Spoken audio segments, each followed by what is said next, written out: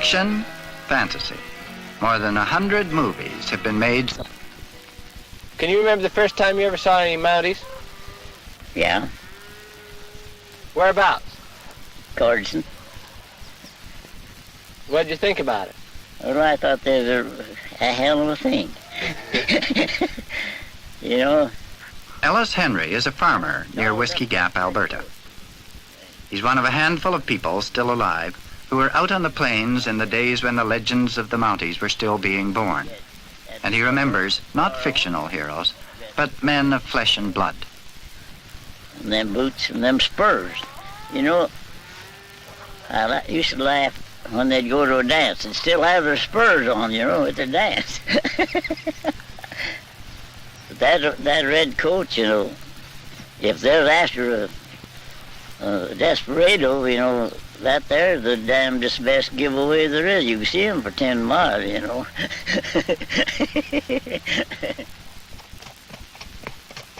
The Northwest Mounted Police, they were called at first. Northwest, because their forts were 80 years ago lonely outposts in the Northwest Territories. They were mounted because the horse was then the only swift transport for a handful of men who had to police an area almost as big as Western Europe.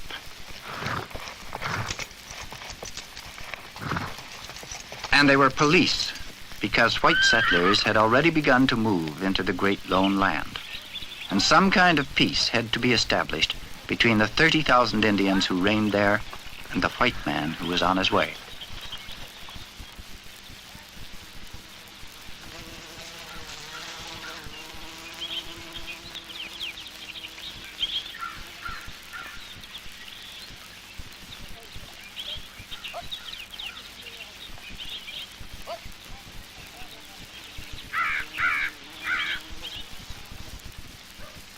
Now, of that era, few traces remain.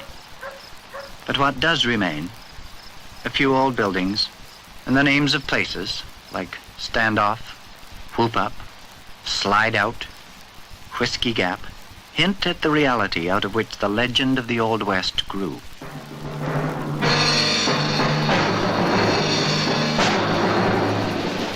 South of the border, in the American West, it was often a very ugly reality, which newspaper artists of the time sketched in the days before the news camera.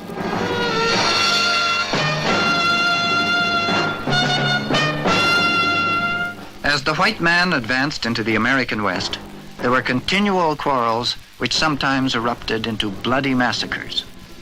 In the struggle between white and Indian, it is officially acknowledged that the whites were usually at fault.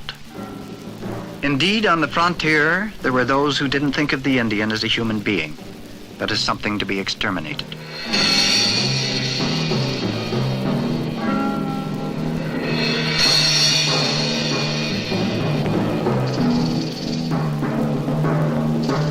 The plight of the Indians aroused violent indignation among civilized Americans, but public opinion was divided. For there were those who could point to the evidence of fierce retaliation on the white man wrought by the enraged Indians.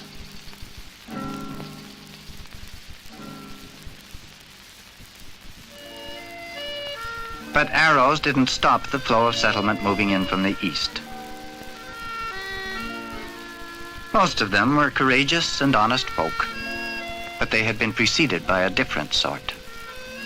Parasites who traded small amounts of whiskey for enormous piles of buffalo robes.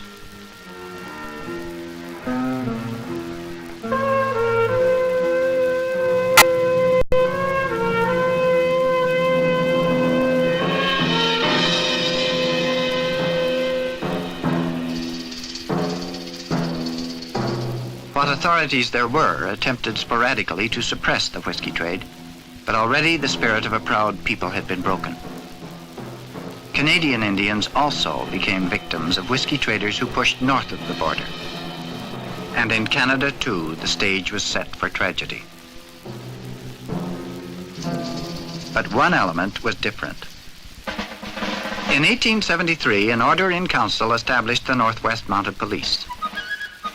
In the following summer, a strange expedition headed west. The party even included an artist to portray their progress.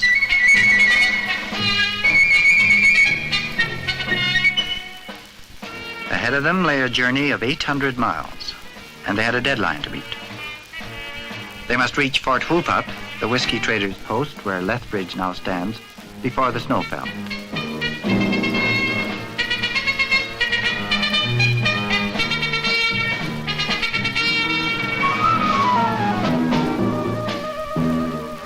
It was a rough journey. They were buffeted by tornadoes, chewed by mosquitoes. They even got lost occasionally.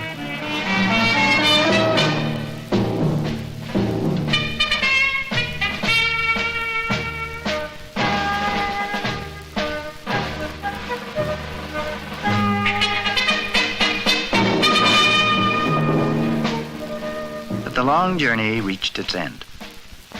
Above the forts that they erected, they flew the flag which proclaimed that henceforth the Queen's law would prevail.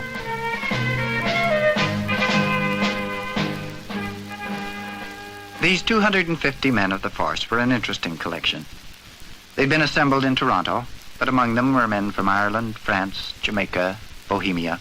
Some, it was rumored, were remittance men. Some, like the son of the novelist Charles Dickens, were romantic adventurers. One man who was a scout with the Mounties in 1878 is still living. I was coming on back on patrol, and I stopped my horse, threw myself down on the grass while my horse was feeding, and I got up, and the first thing I knew, something whisked by my ear. Looked around, I couldn't see nothing. I started to walk, another one came. So I dropped down. You think it was Indians? Oh, yes, no other person. They was arrows, you see. Harry Walden of Brandon, Manitoba, was 103 years old when interviewed. I didn't know He left England as a boy of 16.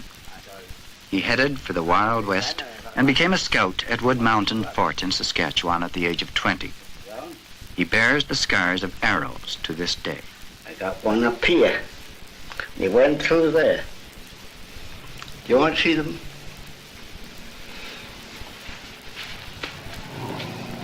See?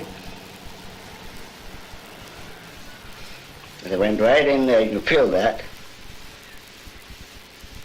And the other one turned out to be the worst one. And I was treating it like this. You see it there? There's the light one there. See it? Yes. And I waited a while. First thing I know, there were 3 or 4 shots coming. So I jumped on my horse, gave the call, and they come on and I run off. Went down about 1.25 miles. There's a nice spring creek.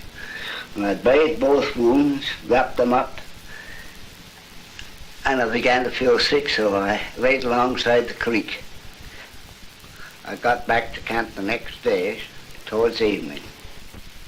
Though the white man's diseases were already beginning to take their toll, the Indians that Walden had to deal with were still a fiercely tough breed. I witnessed the brave dance. That is similar to the war dance, only they don't go through the war costume, but they initiate their braves. And I'll tell you, you've got to have nerve and courage to put the torture without showing the flinch. It was a barbaric, brutal. They'd cut your face, cut your breast, and everything else. Blood was flying and give you. Then you'd have to run through the arrows. They'd shoot arrows at you, and you'd run and dodge them. That proved that you wasn't afraid. You knew they were going to do it, and you had to go up there. Well, you had to run. Well, you're a good runner if you can run it, and you're a good scout if you can go through that. You got your word, what they call a brave. That's the high order in that amongst the Indians, to be a warrior, you see. So, but that was barbaric. But when you come to size it up as I can now, those times was natural. It was their way of living, a way of finding out who you are and what you are. So that you've got to give them credit for what they've done.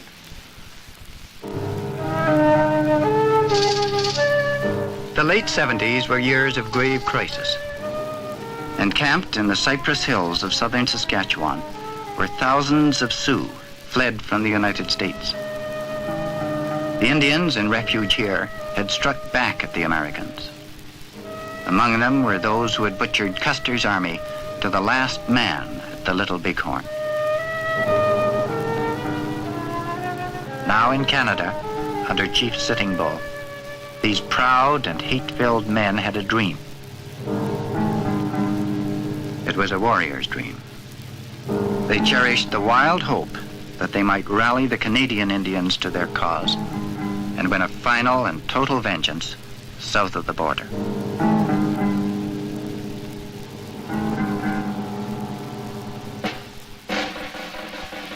In Canada, the Sioux met white men, the like of whom they hadn't encountered before. These men said to them, "This is the law. It applies to all equally, white or Indian." These men said, "This is a promise. We will keep our word." Zach Wood, one of these old-timers, had a son who later became head of the force. He remembers being frightened of Indians as a youngster. There's certain early impressions one gets in childhood, and my trouble was to get in or out of the house without running counter to one of these Indians letting a yell at me, which was enough to scare me back in the house and under the bed. Commissioner Wood, now retired, spends his summers at Fort Walsh. The fort was named after Superintendent Walsh, the man who had to face up to Sitting Bull and his Sioux warriors. Sioux took a lot of convincing because no white man had ever entered their camp and lived to tell the tale for many years. Such was the intense feeling against all whites. Consequently, when Walsh almost forced his way into the camp and laid down the law of how they were to conduct themselves while in Canada, their subsequent good behavior speaks for itself in that they followed out Walsh's instructions to the letter.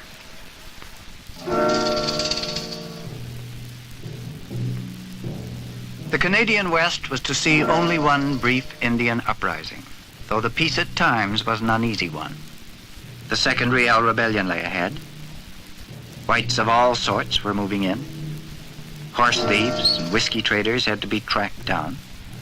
But it's remarkable how quickly the men who enforced the Queen's law won the wholesome respect of Indian and white alike.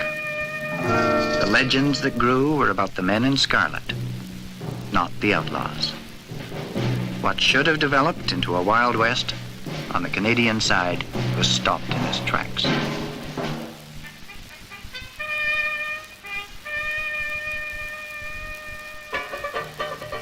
The Wild West of legend did indeed exist, south of the border. Long after the Indians had been tucked away on reservations, general lawlessness marked the era of the cowboy, which followed.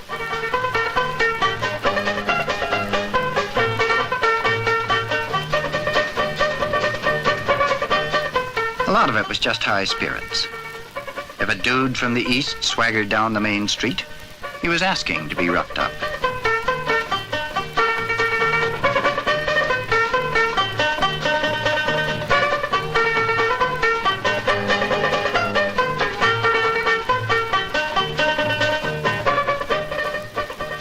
Rough games for rough times. Almost every man carried a gun and kept in practice with sporting events that would be frowned on today. But it wasn't all fun by any means. If you resisted, you would be murdered. If they couldn't find out from you where your money was hidden, they might try ordeal by fire until you did tell. Law enforcement was often so weak that ordinary citizens took the law into their own hands. But it was lynch law. Without his case coming near a court to be judged fairly, a man could be condemned and strung up. Rough justice at the best, and perhaps not justice at all.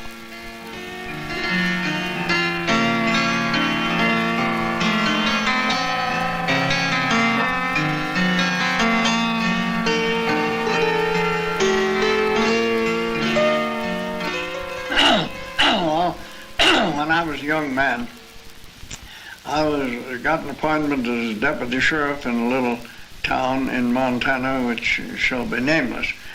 They was quite a rough bunch there, and they used to come in and shoot the town up once in a while, and were really hoodlums. And they wanted to stop, and I just happened to be handy, and they asked me to take it over, and they gave me a little bonus if I would. Of course, most American sheriffs were honest men doing the best they could. But some, like Shawn Bonham of White Sulphur Springs, Montana, didn't last long as sheriff because of the citizens themselves. There was two of the leading merchants had general stores that were behind it, strong. So Bonham's first day on duty as sheriff was a quiet one.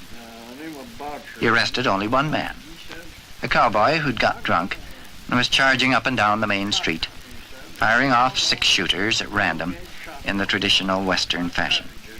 And they fined him $50. And he didn't have any money, a dollar or two maybe, and so they just put him in jail. And the next day, it was the same story, pretty near. They come in there and just got drunk and was tearing around, and I took 2 more down. And the third day, I think I got 3.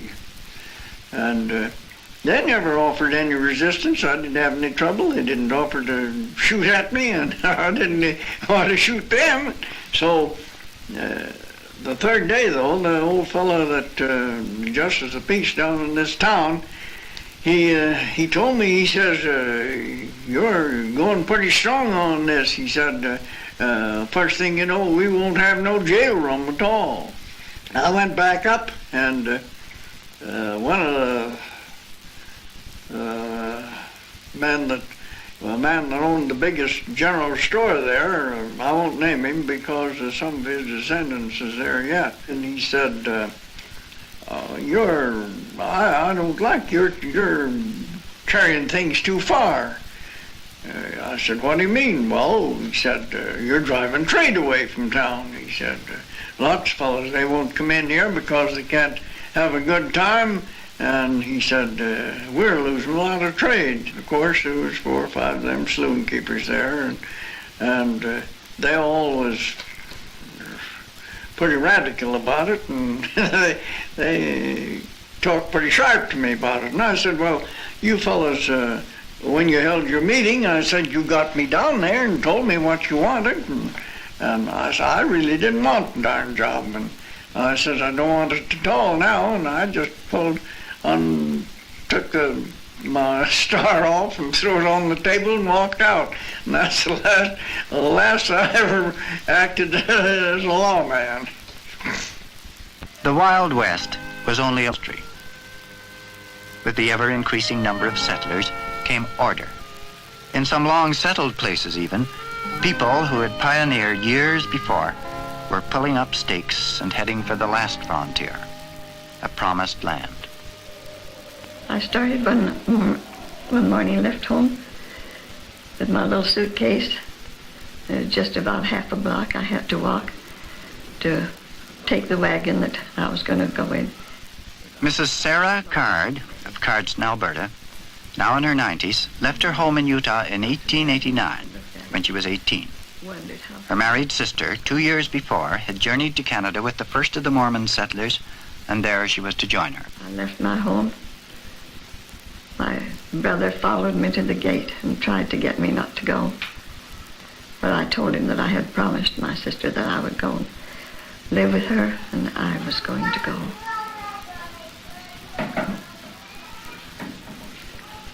The first few days, I felt all right because I thought I never dreamed how far I was going and how long it was going to take me to go over that road.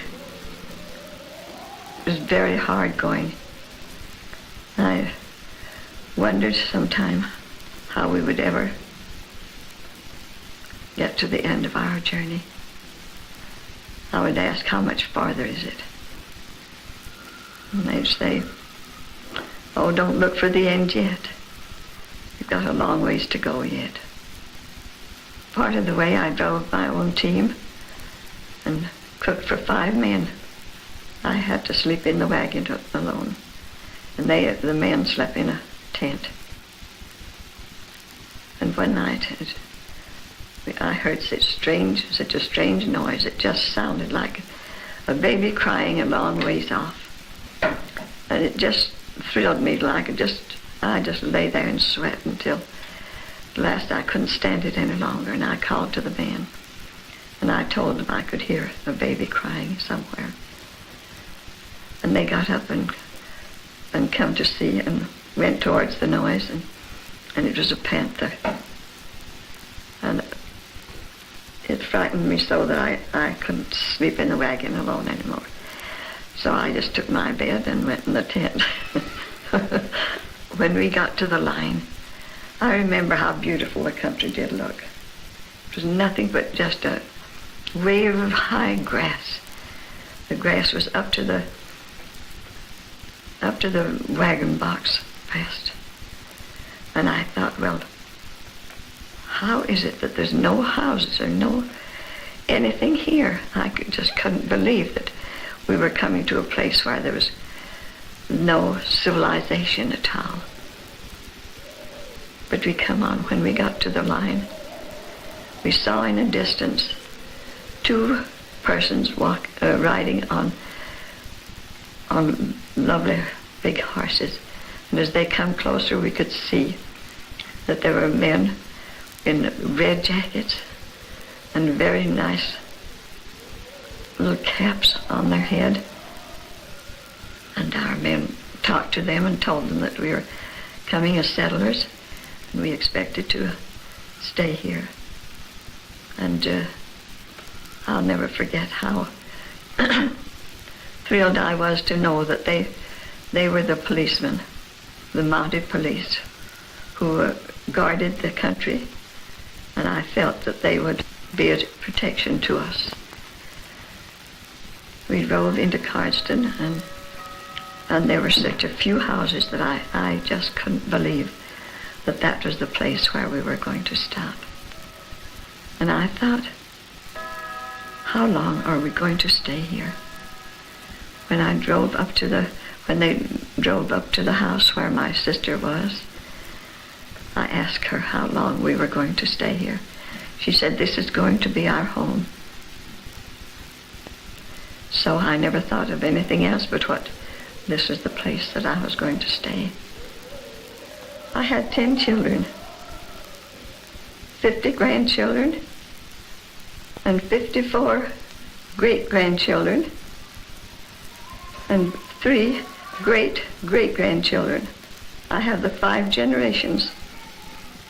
Sometimes I'm frightened to think of so many that I'm responsible for. Well, I'm afraid maybe that I haven't done my part as I should. But we can all see that we might have done better.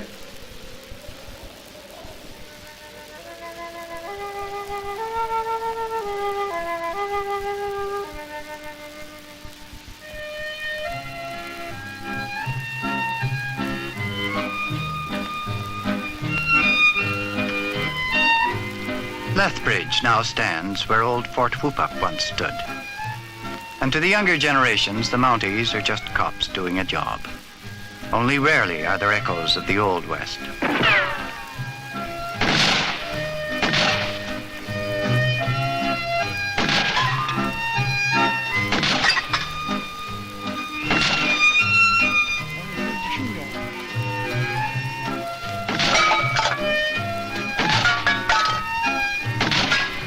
Over on the American side in Montana, Shawn Bonham and his cronies sometimes get together. And they talk of the days when a man had to be quick on the draw.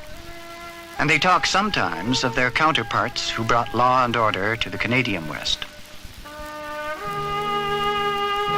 It was a Montana newspaper of long ago, the Fort Benton Record, that said, "Those mounted police don't scare worth a cent.